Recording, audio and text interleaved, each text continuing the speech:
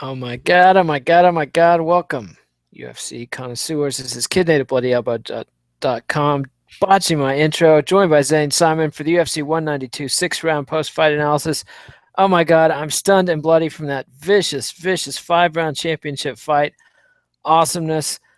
I scored it for Cormier. I could see scoring it for Gustafsson. Incredible fight. Zane Simon, your thoughts? Yeah, it was amazing. I mean, I don't know what it is about like just the top 3 or 4 fighters, top 4 I guess it would be with Jones back and Gus, Cormier and Johnson. It just seems like every fight those guys are in it's just taking years off somebody's life.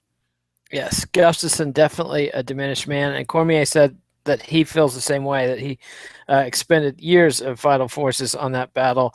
Oh my God! I mean, every time I thought Gustafsson was pulling ahead, Cormier would grab him by the head and land uppercuts in the clinch. Then Gustafsson figured out the knee midway through the fight, almost finished it. Ugh. And from there, it was just back and forth. And I think Cormier just had stronger will. I don't know. I don't know how else he could. Yeah, I don't know what I think it's also just that like I don't think we quite understood maybe just because Jones is so amazingly good in the clinch as well. I don't know that we understood just how good Cormier had gotten there over his past couple fights. Well, I don't recall seeing him use this kind of dirty boxing. The sustained uppercuts, just going back to it again and again. He hit Jones with it a bunch, but the thing is that Jones is so good at returning fire that it became a real like that it was just a brutal war between them.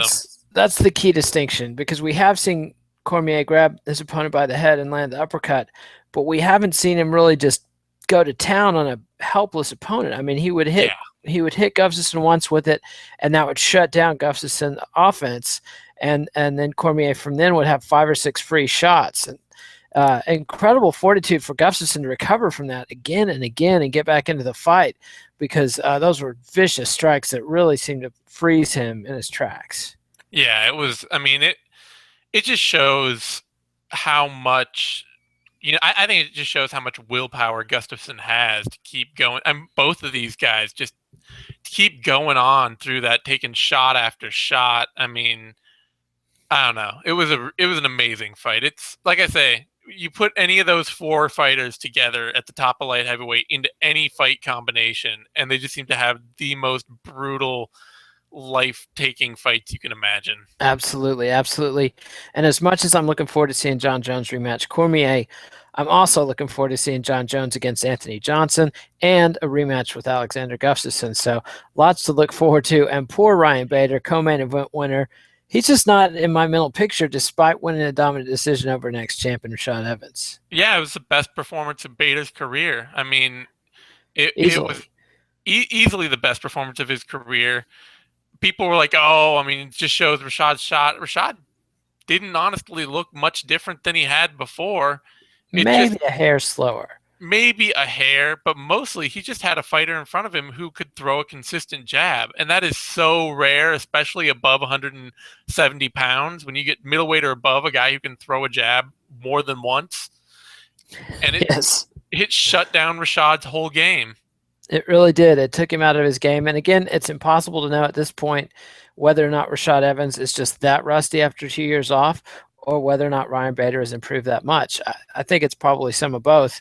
But impressive performance by Bader. But like you say, I'm not imagining seeing him against John Jones. I'm not that interested in seeing him against Cormier. Maybe Gustafsson would be fun, but Bader deserves better, and yet no way does he deserve a title shot when John Jones is coming back. Yeah, I mean the best you could I think the best shot he has to really kill time and solidify a shot is to take on Rumble. And that is Because a scary proposition. that is a hell of a scary proposition, but there's a chance he could out wrestle him. Just flat out wrestle him, outwork him. There's And also a chance Bader will be overconfident in his striking and yeah. make some terrible mistakes. Well, I mean, Rumble almost melted DC given, in the first Yes. round. Like it's never going to be a safe proposition. But I mean, you just know that it's going to be like, even if Bader can get a shot, it's going to be like a year. He's going to have to sit and wait for a long time. And by the time he does that, there's just zero guarantee that he's going to be the guy the UFC wants to turn to and put up for the title, because they don't. They have zero interest in putting him in for a title shot. Very little interest in Bader shooting for a title shot. You having audio trouble, or is that on my end? You just broke up, so I wasn't hearing it until you just spoke, but now it's fine. I don't know. Okay, all right. Well, weirdness of the internet, but anyway, overall thoughts on the card. The main event overshadowed everything because it was spectacular, but the pay-per-view card was kind of slow and ugly.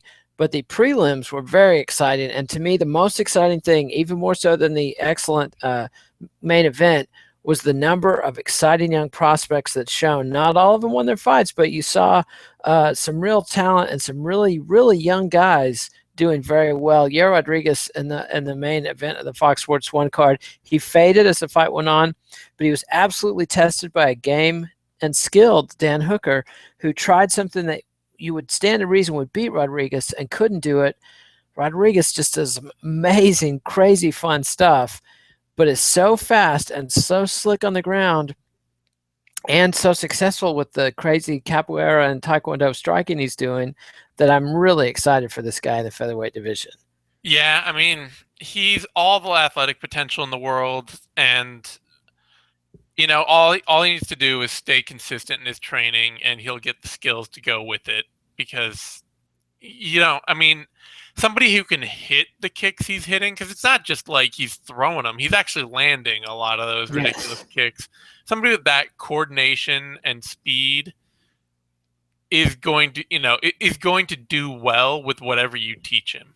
Yeah, the main thing he needs to learn, though, is to not fade so much after the first round, and part of that's his style. Part of that was Hooker's aggressiveness and forced him to back up and pressure, and then part of it was the fact that he clearly injured his right foot very badly, possibly broke it.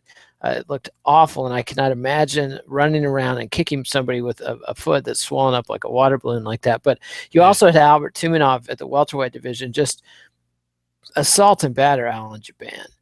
Yeah, Tumenov's so good.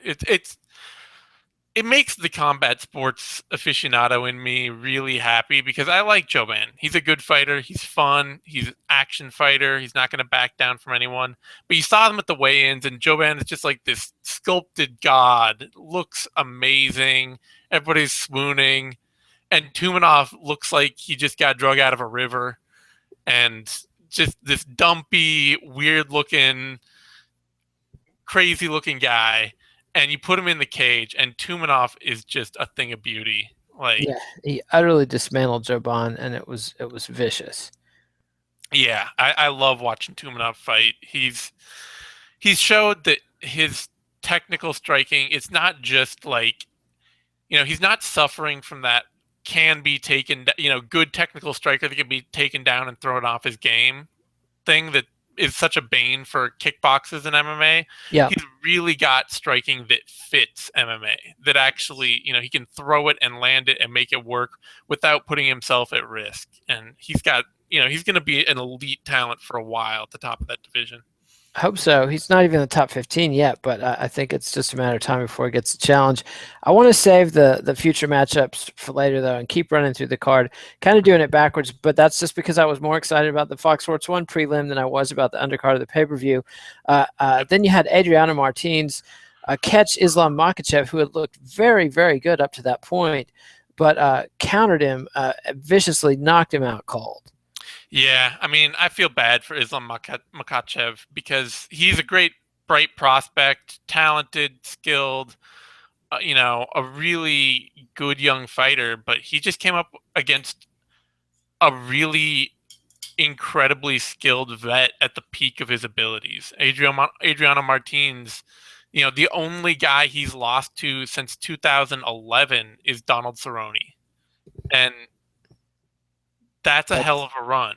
Yeah, that's a very impressive resume. And it's the kind of fight, though, that I imagine in a couple of years would go the other way. And it was already looking like it was going to go the other way. I mean, Makhachev got caught, but otherwise was pretty dominant.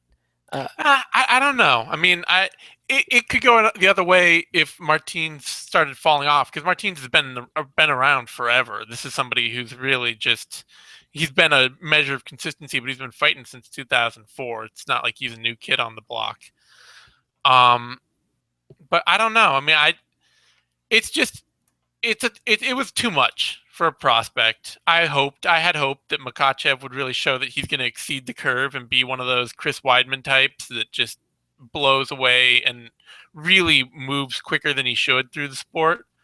But he's not that guy, and putting him against Martins was too much. And Martins, he's really good. He's really underrated, and I don't know. It's too bad. Like that was not great matchmaking from the UFC, even though me and other people gave him a chance. Yeah. But, I think it's also something that's easily recovered, not necessarily easily recovered from, and it might have affected his chin because it was some serious head trauma. But I think it's something that he can get past and get back on on track, and should be a definite learning experience as far as getting away from winging wild punches with everything on him all the time, which is something that Russian fighters seem to get into doing. You also had women's strawweight Rose Namajunas score a standing rear naked choke on Angela Hill. They said it was only the third time in UFC history you had a standing rear naked choke. I can remember a few others from Dream and Pancrase and a few other cards, but not many in the UFC. Thoughts on that one? Man, Namajunas, I don't know. I picked her to actually get that even standing. Just you called the standing rear naked choke? I said that she would probably be able to take her back standing and choke her out. Yeah. Wow, I'd like to see the tape on that, but I'm not doubting you. I'm just saying. Like Angela Hill just. Namajunas has the slick kind of game where if she can get connected to you, she can snake around on you. She's going to take you back. She's great at it. And Hill just is not advanced enough. She's powerful. She's a good athlete. She hits hard, but none of her game has come along far enough to really be taking on the level of opposition she's being faced with. Yeah, and that's just a function of the division. I think the women's strawweight division, I wouldn't say it's a thin division, and I think at the top it's excellent, but I think there's a band there at the top, and then there's a drop off for the next level, and it's hard if you're betwixt and between like Angela Hill. But let's run through the rest of the pay-per-view card real quick. The opener, women's bantamweight, Juliana Pena and Jessica Ai. That was a Donnybrook. Those gals were going at it hard all three rounds. Pena won. I had no problem with the decision. She dominated. I didn't think the point deduction was bullshit either. I thought that was a flagrantly illegal shot, and I didn't have any problem with the point deduction. I don't know. I don't like the knee to the head of a ground. Again, I agree. I do not like it. I think if you're both on the ground, you should be able to kick. And yeah, I don't give a shit about that rule. So first and foremost, I don't like the point deduction just because of that, because I don't think it should be a foul, and I don't think it makes sense as a foul. Especially when you're on your back. If you're kneeing somebody in the head from your back, how much power are you really putting on that? Yeah, and I think it's also something we should encourage, because it's not something that's deadly dangerous. No. It's not even something that looks horrendous. It's not, it's not bad optics for the sport. If you see it, you're like, oh, that's fair. Yeah. You're on your back getting the shit beat out of you if you can land a good shot against your opponent. But at the same time, it is against the rules, so I'm not really going to just get all bent out of shape about the ref docking a point, because it was obviously deliberate. I guess we see deliberate fouls so goddamn often, and so to me it was like, so rarely are they called, which is part of my thinking behind I'm glad they called it, because they don't do it enough. I don't know. I mean, it almost seems outlandish to see a ref do his job. I guess that's what I would say. Yes. Well, they were in Houston, Texas, so it was a bit outside the UFC's main stomping ground. So then you had flyweight Joseph Benavidez and Ali Bagautinov in a fight that kind of put the brakes on the momentum of the card. Yeah, unfortunately, like I said it during the fight, but it seemed like when either fighter really committed to his offense, he got the worst end of it. When Benavidez tried to really lead and put it on Bagautinov, he got hit. Bagautinov would counter him, and when Bagautinov came forward, Joe B would hit him. And so eventually by the end of the halfway through the second round, you got them both just staring at each other going, I'm not going to lead. Yeah. And that was how the fight went. Neither guy was really setting it. I mean, I think, unfortunately, even with the win, it shows just how good Benavidez really is and has been. we can see now that Benavidez has passed his prime and is probably going out on that Josh Thompson route where he's going to win some close decisions, he's going to lose some close decisions, but the offensive potency is leaving his game. He's no longer he's no longer staying a really dangerous offensive fighter. Yep, time will tell. Time will tell, but it's entirely possible Benavidez is over the curve, and I think Bagautinov is one of these guys who's got a lot of the skills necessarily to be a top level fighter, but doesn't quite put it all together. Well, part of it I think is he doesn't have the cardio to be a top level flyweight, and that's why he was doping. And boy, did Joe Rogan bury him. Yeah, for substance. As the UFC traditionally has never mentioned steroid busts after, when a guy comes off his suspension, they generally kind of glide by. He hit a bump in the road after his last fight, and now we're seeing him back in after an 8-month layoff. And But Rogan tore into Bagautinov about this, was speculating about why he needed the EPO. What do you think that was about? I think it may just be part of the new USADA thing, because I think there has been a paradigm shift from the UFC, and especially because they have the fighters so far under their thumb at this point, and it's because, frankly, the fans are standing behind them on this. They've finally figured out that the fans are standing behind them on this. That it used to be back 5 years ago, even the UFC's main goal all the time was to keep all their fighters on the card at all costs. Yeah, that was the thing. They would, we're talking the what's his name? Crap. Who was it that got arrested on the same day of the fight? And Dana White was like, Jeremy Stephens. Jeremy Stephens. Yeah, we're talking like Jeremy Stephens. Like the UFC was just like, our fighters are going to stay on these cards no matter what we have to do. And now it's we're going to punish drug offenders at all costs. That is now the mantra. It is no longer we're going to keep these guys on at all costs. I mean, we saw with even the Vitor Belfort thing where they hid his test. Like they covered it. They're like, oh no, whatever, nothing to see here. And that's not them anymore. And I think that's what you see out of Joe Rogan, is that they've given him the freedom to be like, you know what, you can talk about this because our fans want to hear about it. They want to see how tough we're being on. I definitely think it's a good thing, because there's no percentage in covering up or enabling, performance enhancing drug abuse. It's not a good look. It's not popular in bicycling. There's no reason to think it's going to be popular in fighting. And, the UFC really has very little to gain and so much to lose by indulging in that kind of crap. And I think they've been pretty lucky that there hasn't been a bigger mainstream sports media spotlight on their behavior in the site, because the Vitor Belfort case was just friggin' ugly. I mean, first he got therapeutic use exemption stripped because Nevada kept catching him, and then to find out that the UFC had caught him and let it slide in another jurisdiction. The whole thing, that whole run of Belfort on TRT, it looked bad, it smelled bad, it was obvious to everybody that he was roided to the gills, and so it's good to see Rogan doing that. But then it wasn't quite so good to see heavyweights Ruslan Magomedov and Sean Jordan. It wasn't a terrible fight, but it went 3 rounds. Magomedov dominated, but never really stepped on the gas to go for the finish. Yeah, it's a typical Magomedov win. That's like, I wonder if at some point in his fights, in his career progression, because he hasn't been fighting that long and heavyweights age really weird, I wonder if at some point he's going to learn to really sit down on his punches and start putting some power in them and finding a kill shot.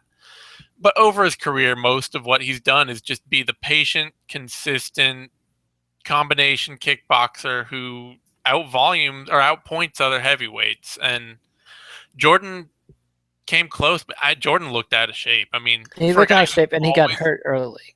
Yeah, but for a guy who's always looked out of shape, he looked especially. Yes, and did he have some kind of weird tattoo along the line of his massive breast that made him look like he had some kind of giant slash opened up in his flank?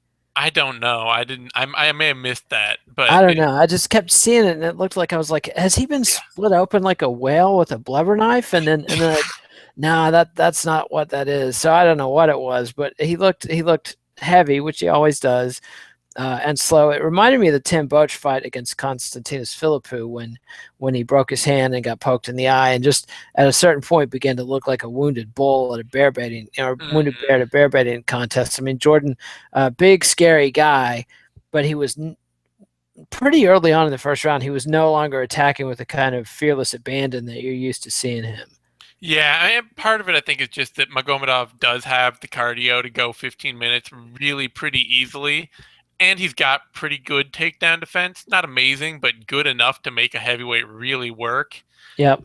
And if you're not in top form at heavyweight, doing a little work tires you really fast. Yeah, and it showed. So I definitely hope we see Magomedov learn to step on the gas and get a little more aggressive as he gets in the higher rounds. And I think it's also much more dangerous if you're fighting people like Cain Velasquez or Junior Dos Santos, or even the champion Fabricio Verdum, guys that are at the top of the division. You can't afford to dick around with them, especially in a 5-round fight. Like that's not a game plan or an approach that behooves lends itself to winning a title fight against top flight. Yeah, I don't know. I mean, I would say I don't know that could be something Magomedov does, but it could be 10 years from now when we're talking about him being a title challenger. Like heavyweight is just crazy stupid. Your cynicism reminds me of me. All right, let's run through the fight pass cards real quick. First, we had the opener, Derek Lewis demolished Victor Pesta in the third round. It took him a while. I mean, he got taken down. That was shocking. That was utterly shocking performance from Derek Lewis. That he had that much gas left in the tank that late in the fight? Do we ever think Derek Lewis is going to try to out-grapple Victor Pesta and then stop him late because he has the better gas tank? I would never in a million years. No, but he really turned it around late in the second round and hurt him. And once he had hurt him, it was a completely different fight. I honestly, I mean, it looks like Derek Lewis has got – I mean, it looks like he's in the gym and he's working on his whole game. I think what we saw early from him was trying to do stuff he wasn't comfortable with and getting caught out doing it.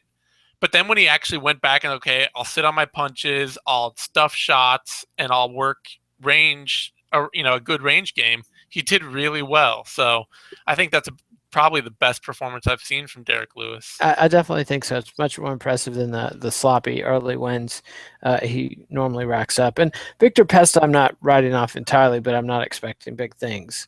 Yeah, I mean that was a tough loss. That he had that fight right where he wanted it against somebody who was less able than him where he wanted it and couldn't win it. So no, he didn't really have any offense beyond controlling position. No, it was too bad. Yeah, and when you're fighting a big scary monster like that, and like basically everybody else in the UFC heavyweight division, it's really hard if your game plan is I'm going to edge this guy out round after round, and I don't have any kill shots, and he's got several kill shots. So it's going to be tough for Victor Pesta from here on. But let's talk about Sergio Pettis. This kid drives me crazy. Flyweight, beat Chris Carriazo, unanimous decision. First round, the striking was so beautiful that I was thinking, I cannot wait for Pettis to we're finally seeing it. I cannot wait for him to dethrone Demetrius Johnson and be the champ of this division and make this a fun place to be. By the end of the third round, I'm completely fed up with the kid. I'm like, he's giving away a round. If this was a real street fight, Carriazo would kill him. What do you do with Sergio Pettis? That was a developmental win to the T. Like, you hope that that's something he can learn from. Like, you hope that he definitely learned a lot in there, I think. You hope. I mean, that's true.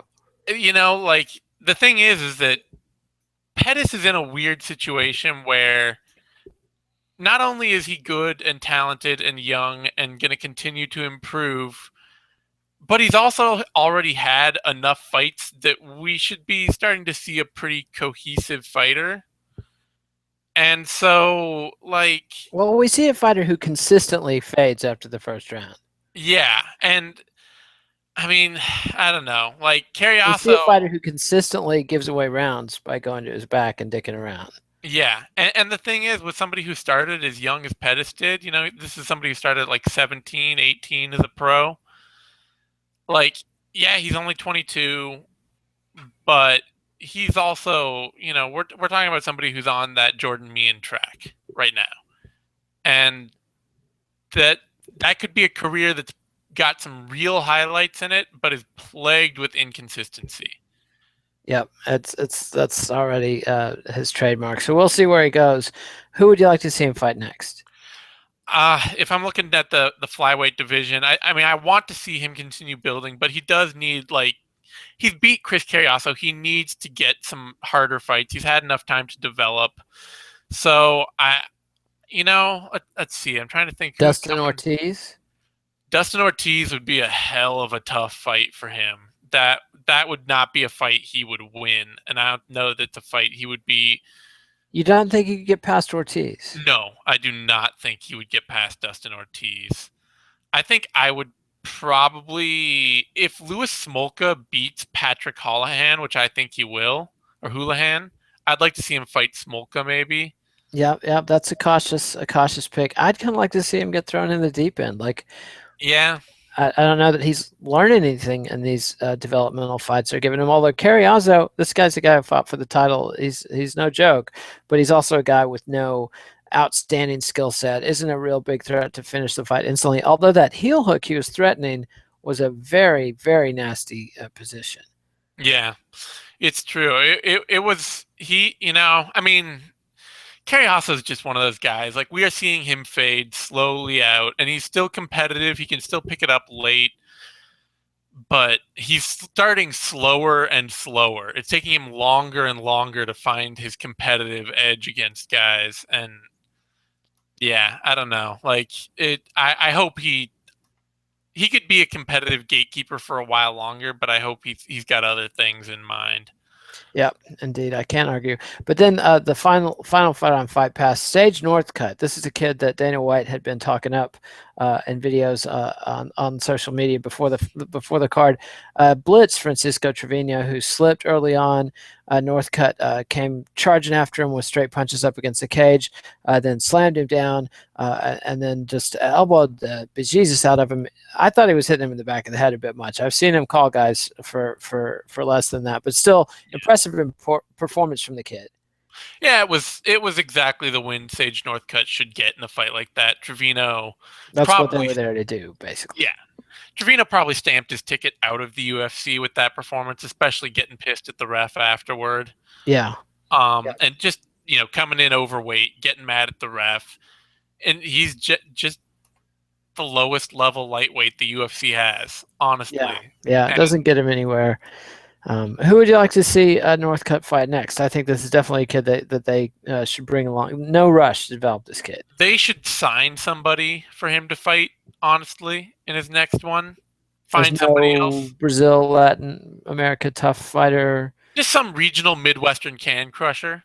Set up Ultimate Fighter Mongolia just to give him a stable of opponents to. Yeah, I mean, honestly, I would totally, really, frankly, be fine with that. Like, they signed this kid 1 year into his pro career. He's been fighting as a pro for 1 year. He is 19. If they rush him, he will fail. Like, that's as simple as it gets. If they are really, really exceptionally lucky, and he is John Jones and Chris Weidman incarnate, then he needs like 2 more years before he can start hitting the top 15.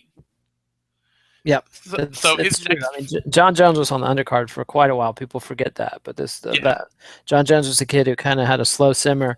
Light heavyweight, you can get a lot of cans to crush. Like, he did not, he does not have to. Otherwise, like, somebody maybe along the lines of Yusuke Kasuya or Leo Kuntz or even Cody Pfister, one of these other kind of scrappy, not good at anything lightweights that they've got. But a lot of the guys like that the UFC signs are notably tough and hard, are the kind of like get in your face and push you really hard for 15 minutes. And we don't know if Northcutt's quite even there yet. He needs, from what I've heard, he doesn't spar at all.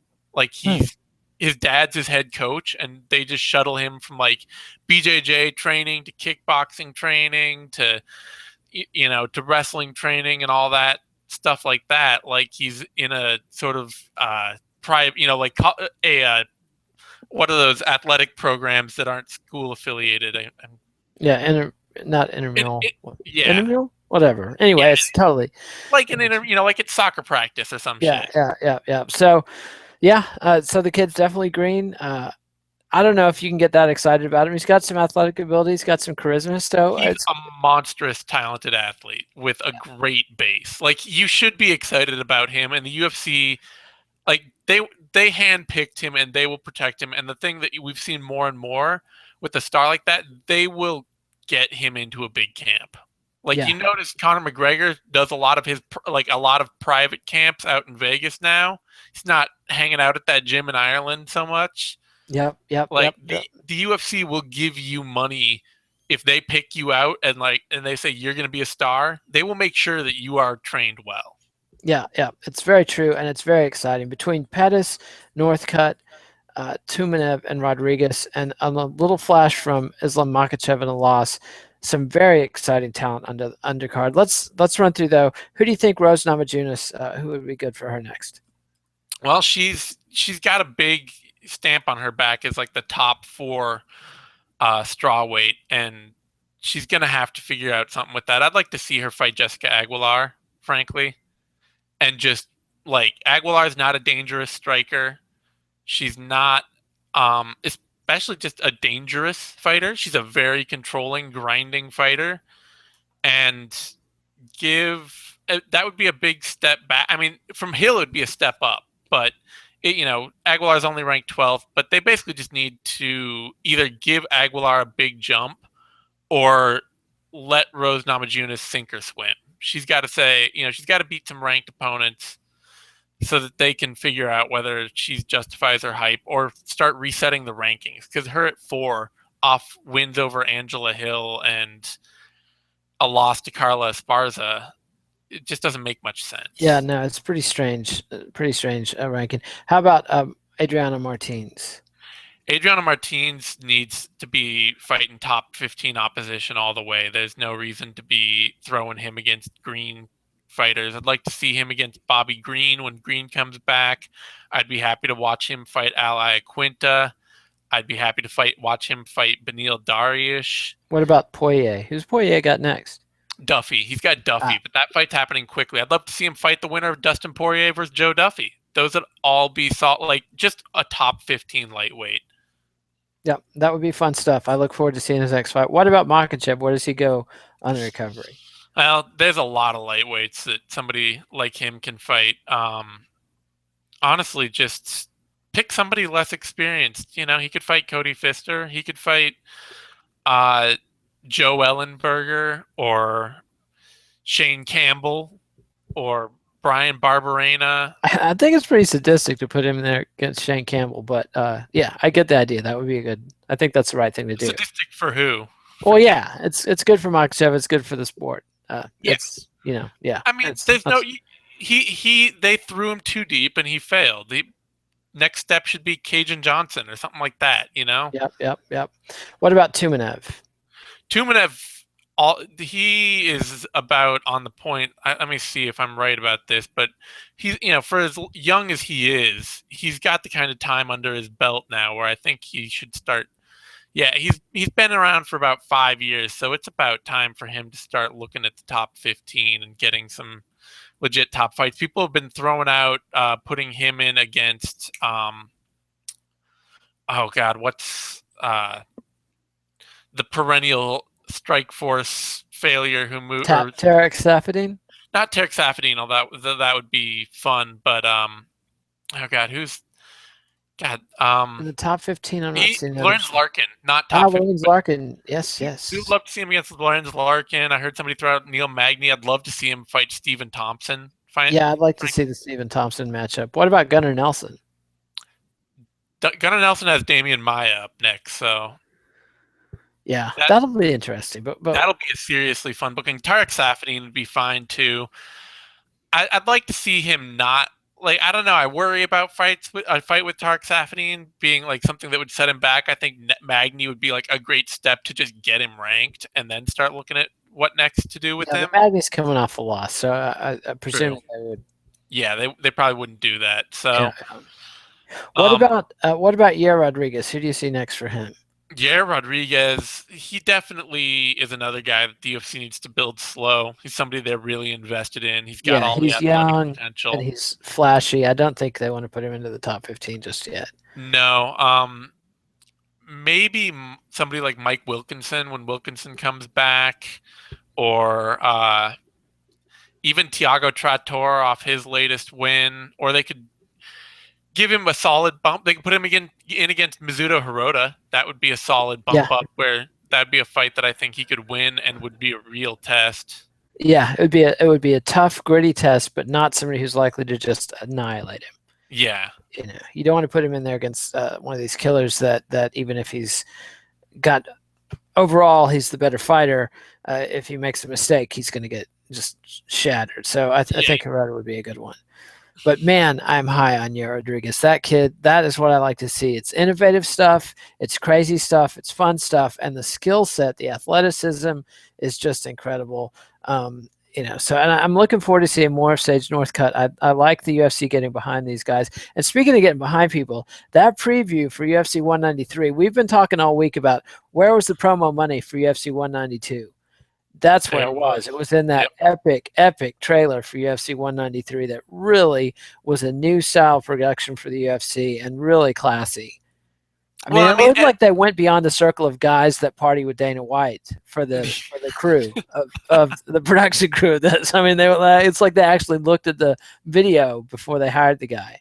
yeah, it's I think what we're starting to see is a new model out of the UFC where even if 193 or 192 is a good card, it's got a bunch of talent on it, it's fun, it's one that hardcore fans are going to show up for. They know hardcore fans are going to show up for this card. Yeah, The Ronda Rousey one, that's the one they want to make sure that all those random casual fans who are looking to watch Ronda Rousey for the first time, they want to make sure those fans know about that card. They want to make sure that those are the people that that Ellen's tweeting out that promo. She gets it leaked to her, and yeah. she tweets it out so that all the women Did who that watch happen, or are Ellen. you saying that is a hypothetical? Well, no, that's what happened. That happened. That is awesome. I didn't even know that. How did I miss that? Was that They leaked today? it to Ellen DeGeneres, and she tweeted it out. Oh, that is awesome. That is very well done. Excellent social media promo. So I don't know what I was probably a kid's soccer game or something, but that's awesome. So yeah, I mean, that's something big to look forward to. This card is one that it was fun. It was for the hardcores, but it didn't have that breakout. Right now the UFC is about Ronda Rousey and Conor McGregor. Maybe John Jones can come back and bring this division back to that level. But to me, light heavyweight is about as fun as it has been in a long time. This reminds me a little bit, not to romanticize where we're at too much, but this reminds me of the glory days of the Chuck Liddell, Randy Couture, Tito Ortiz, Vitor Belfort trifecta, where it was fun to just mix and match these guys, in any combination. And I'm looking forward to seeing every permutation of Jones, Cormier, Gustafsson, Rumble that I can see. Yeah, I mean, very slowly and quietly, the UFC over the past couple months has started to rebuild their light heavyweight division and their heavyweight division as well. And they're finally starting to go out and do some actual scouting and bring in some fighters that can go someplace. And the top of the division, light heavyweight, is healthy. At heavyweight, it's appallingly bad. Yeah, But yeah. Well, I don't be too hard on Verdum. I mean, it's just no, I'm not hard on Verdum. Verdum is a good champ. I'm glad to see him as champ. yeah. But the top of that division is Cain Velasquez and Fabricio Verdum, and that's it. I still think Junior Dos Santos deserves a crack at Verdum. Sure, but it's just not like, I mean, nobody. I'm not convinced Verdum can beat Dos Santos. But I can't. I'm not excited about Junior Dos Santos right yeah, now. but if he just comes out of nowhere and blitzes Verdum again, boom, the cat's back. And that could be true, but it just doesn't, like, light heavyweight has those four fighters that I'm excited to watch in any iteration. Yeah. And middleweight has like 5 of those guys. Yeah. Heavyweight has 2. Yeah, because Dos Santos has been obliterated by Velasquez. That's basically, and then everybody else in the division is just poo poo. So, I mean, they have their ups, but mostly they just have their downs. I mean, but middleweight, very exciting. But we're talking about everything but the card tonight, so we should probably wrap it up. But Cormier Gustafsson, really, really spectacular fight. It's too soon for me to go, where does this stand among the great fights? But I think since it went to a decision, I'd dock it just a little bit. But really, really excellent fight. No, because you know what the great thing is too about this fight is that the moment DC loses to John Jones, if he does, which he probably will. But assuming DC loses to John Jones, the moment that happens, you can book DC Gus 2. And you want to see it. But I want to see Gus Jones too. Yeah, but and maybe Gus won't beat DC. I was gonna say Gus needs another win before that happens. Yeah. I don't even care. But yeah, I want to see Gus versus Jones. I would be happy to see Jones rumble before we see Jones Gus again. It's true. I want to see rumble, and and I'm just not thinking about Ryan Bader in that picture at all. Sorry, Ryan. See, that's the thing. I almost said the thing I tweeted. I said after Bader won that fight, is for all his hard work, they'll throw him at John Jones as a welcome back fight for Jones. Yep. And if DC can't go again right away, I would not be at all surprised if they did that. And that was just Ryan Bader. Hard work. Yeah. Here's a watch. I mean, an ass beating, but yeah. Hey, you deserve that title shot. Well, let's put you in against the guy everybody thinks is champ, and it'll be like you got a title shot, except the belt. It'll be a headliner, but yeah. So anyway, that's that. Excellent card. I'm really satisfied as a paying customer for UFC. UFC 192, 4.5 stars on my card, even though the pay-per-view itself. But a spectacular main event really carries a lot of boring action. But the prelims, you're paying for the main event. That's what you're paying. And you got your money's worth. 5 rounds of incredible ferocity, incredible will, amazing skill, back and forth. I mean, pendulum swings in every round. Yeah, it was a great fight. Really fantastic. It reminded me of Jake LaMotta and Sugar Ray Robinson as seen in Raging Bull, where it's just these waves of I've got him, now he's got me, and you just got to ride it out. And it was incredible. Great fight, and very exciting roster of young talent coming up. Yair Rodriguez, Rose Namajunas, Sage Northcutt, Sergio Pettis, all very fun, exciting, up-and-coming fighters. And Juliana Pena calling out Ronda Rousey 6-0 in the UFC. Hey, I don't think she's going to win. Might as well. I'd be happy to see Juliana Pena fight Ronda Rousey, Sure. At this point, I'm happy to see anybody fight Ronda Rousey. It's just exciting to see Ronda Rousey fight, and Pena's done enough to earn it. And, she won in a fairly – well, this is probably going to be one of the weaker pay-per-views. It should be much bigger numbers than 191, but nothing compared to what the Rousey-McGregor cards that are coming up are going to do. But anyway, that's our show. Give us a thumbs up on YouTube. Follow us on YouTube, MMANation.com. Subscribe to us on iTunes, MMA Nation. Read us on BloodyElbow.com. Follow us on Twitter, @KidNate, @TheZaneSimon. Zane, thanks, and adios, MMA aficionados. We'll see you next time.